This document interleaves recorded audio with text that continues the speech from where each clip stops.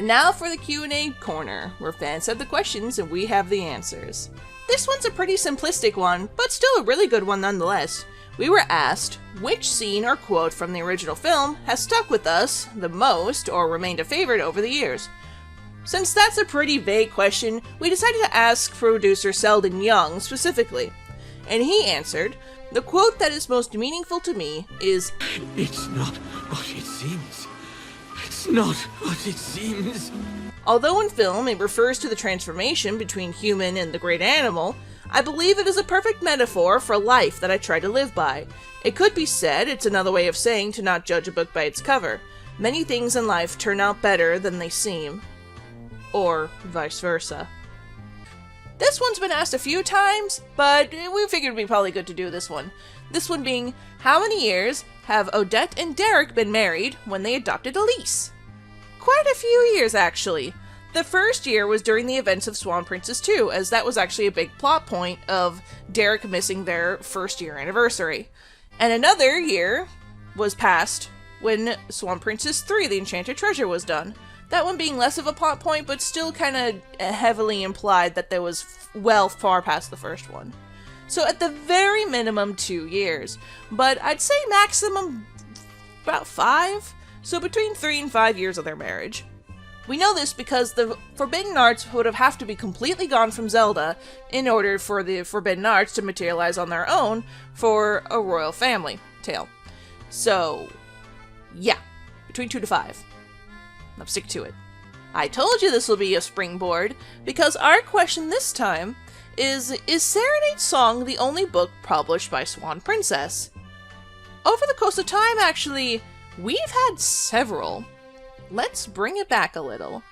Swan Princess has released a small number of books with the 1994 release of the original film, like the fully illustrated storybook and audio cassette published by Sony Wonder, which was narrated by Corey Burton, 3 storybooks titled The Swan Princess, published by Scholastic, all of them are adaptations of the film, 8 activity, coloring, and storybooks published by Book Essentials Promotions, and in the recent years, we've posted Serenade Song, the adult coloring book, and Derek's journal. So we have put out a lot when it first came out, sort of way, but we haven't really gotten the... We don't really know if having a repost would be in the interest or not. What do you think about that? Please fill us in the description below. This one is pretty interesting now that I think about it. And it is there anyone who's been part of the Swan Princess for every single movie? Well, we have director Richard Rich, writer Brian Neeson, and producers Jared F. Brown and Selden Young, who have been involved in all 10 of the Swan Princess films. Not only have the leaders of the team remained the same, but both Steve Vinovich, the voice of Puffin, and Mark Herlick, the voice of Lord Rogers, have continued as voice actors throughout the entire series. One of the most important team members of the series is Joe Campana, the editor who has completed all 10 Swan Princess films. The Swan Princess films just wouldn't be the same without the loyal members of the staff. This one comes very interestingly, and it reads, on some of the theatrical trailer posters, there was a mouse along with the other animal friends. Were they planned as a character? If so, what was their name? Well, sort of. While in the script they didn't have a name, this mouse character, you do see him as the mouse that frightens Bromley in the woods. This one is really interesting and I didn't actually think about until this was brought up. But what kind of flowers were in the scene where Odette is first introduced at the Enchanted Castle, and JeanBob tries to pole vault over the moat on the cattail? If you mean the one that Speed points out, those flowers are the purple calla lilies. These beautiful flowers are native to Africa, so we think it must be because of the Forbidden Arts magic they were able to grow at Swan Lake. So, honestly, JeanBob might have rethought about Speed's proposition about what rare flowers to give her, but, you know, you win some, you lose some. This one was actually one from me, so that was cool that I got to be in this episode. So, my question was, why is the animation in the ending scene so different from the rest of the movie? What is it? And I was answered that because the water is actually CGI. While the rest of the film and the background of the scene were all hand-drawn, producers decided to use a brand new technology to computer generate the water. It really makes the water sparkle and look super realistic. For the few seconds in these scenes were $45,000 of the film's budget just for the CGI for these scenes, which in this day and age, when you take inflation into account, would be worth $82,500. Wild. As you can see here, we have a hand-painted drawing of the background, with the black splotches being all of the CGI area that would be messed with to make the water. It's cool to see how it was done back in the early era of cell animation, you know? This one was actually chosen by the producer because they wanted to talk about it. The question is, how was the title, The Swan Princess, decided? During production, the film was called Swan Lake because it was based on the Swan Lake fairy tale. The Swan Lake was a complicated title to have ownership of because of so many movies, books, and shows with the same title, including, of course, the ballet Swan Lake by Tchaikovsky. The production team, however, came up with many options, such as The Prince and the Swan. These titles were then presented to the focus groups that had watched the finished movie. The focus groups chose the Swan Princess, so technically it was an audience-driven choice, and it was a title that was chosen after the fact.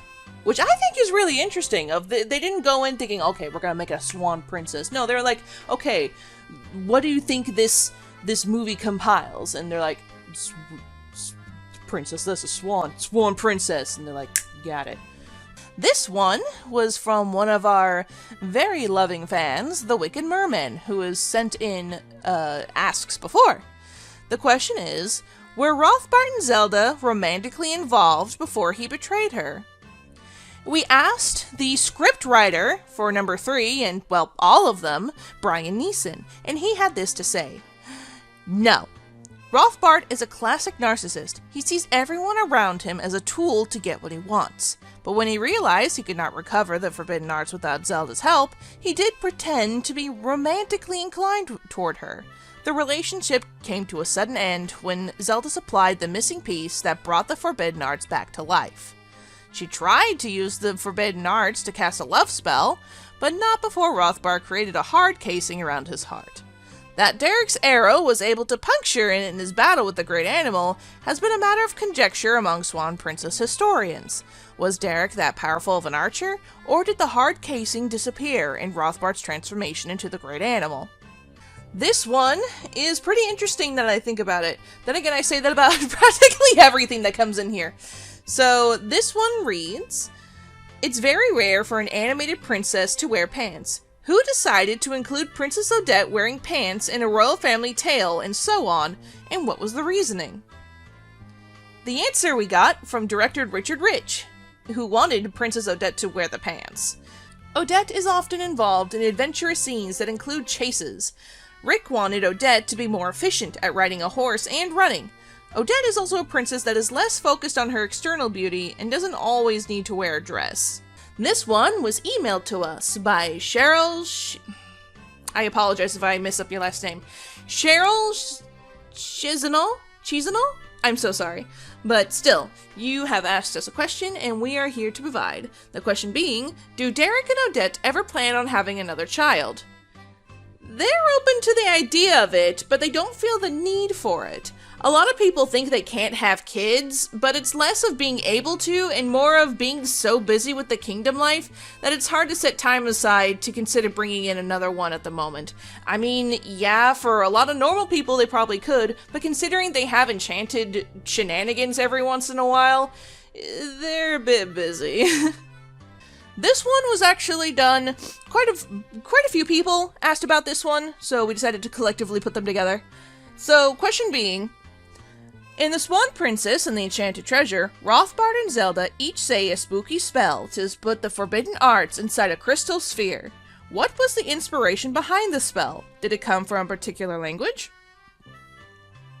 We asked the Swan Princess writer himself, Brian Neeson, and he says, my memory of it is I kind of made an incantation salad, i.e., I looked up Latin words, and then a few other things, and then I threw it in with a few bits of gibberish and just tossed around until it sounded nice. Which, it does sound like a cool spell, not gonna lie. So it's creativity and some pieces of Latin. Who knew? If you have any questions for the Q&A corner, email odette@swanprincessseries.com or follow us on our Tumblr, our Facebook, and on our Instagram.